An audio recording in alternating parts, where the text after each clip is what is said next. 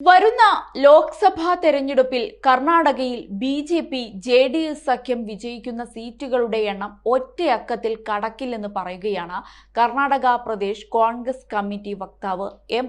ലക്ഷ്മണ. സംസ്ഥാനത്തെ 28 സീറ്റുകളും സഖ്യകക്ഷികൾ തൂത്തുവാരുമെന്ന ബി.ജെ.പി. നേതാക്കളുടെ അവകാശവാദങ്ങളെ അദ്ദേഹം പരിഹസിക്കുകയും ചെയ്തു.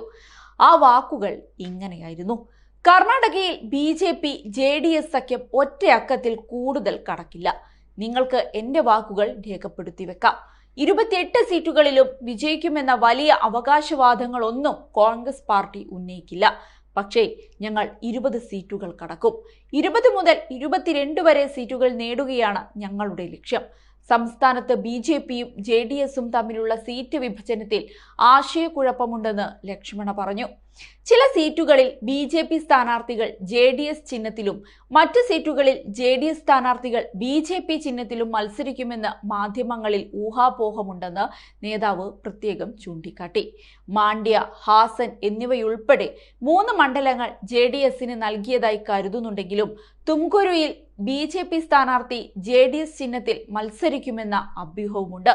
കോലാറിലും ബംഗളൂരു റൂറലിലും ജെ.ഡി.എസ്. സ്ഥാനാർത്ഥികൾ ബി.ജെ.പി. ചിഹ്നത്തിൽ മത്സരിച്ചേക്കും.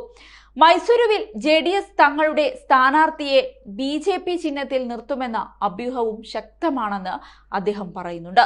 ജെ.ഡി.എസിന്റെയും ബി.ജെ.പിയുടെയും അണികൾക്കിടയിൽ കടുത്ത അതൃപ്തിയുണ്ടെന്ന് അവകാശപ്പെട്ട ലക്ഷ്മണ, സംസ്ഥാനത്തെ പല മണ്ഡലങ്ങളിലും പ്രവർത്തകരുടെയും വോട്ടർമാരുടെയും വിരുദ്ധ മനോഭാവമാണ് നിലവിലെ ബി.ജെ.പി. എംപിമാർ നേരിടുന്നതെന്നും അവകാശപ്പെട്ടു.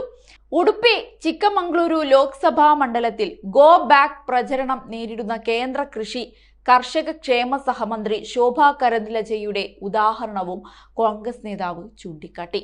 വരാനിരിക്കുന്ന തെരഞ്ഞെടുപ്പിൽ ബി.ജെ.പി. സ്ഥാനാർത്ഥിയായി മത്സര രംഗത്തേക്ക് തിരിച്ചെത്തുമെന്ന പ്രതീക്ഷയിൽ കഴിയുന്ന മാണ്ഡ്യ എം.പി. സുമലതയുടെ ദുരവസ്ഥയും ലക്ഷ്മണ സൂചിപ്പിച്ചു. മണ്ഡലം ജെ.ഡി.എസിന് നൽകാൻ നോക്കുന്ന ബി.ജെ.പി. സുമലതയെ കൈവിട്ട അവസ്ഥയാണെന്നും അദ്ദേഹം എടുത്തു പറഞ്ഞു. സത്യത്തിൽ കർണാടക കോൺഗ്രസിന് ഒരു വലിയ പ്രതീക്ഷ തന്നെയാണ് നൽകുന്നത്. കാരണം നിയമസഭാ തെരഞ്ഞെടുപ്പിൽ ബി.ജെ.പി. നേരിട്ടത് വമ്പൻ തോൽവി തന്നെയായിരുന്നു. അതിൽ നിന്ന് കരകയറാൻ ഇനി ബി.ജെ.പിക്ക് സാധ്യമല്ല എന്നാണ് കോൺഗ്രസ് പ്രതീക്ഷിക്കുന്നത്.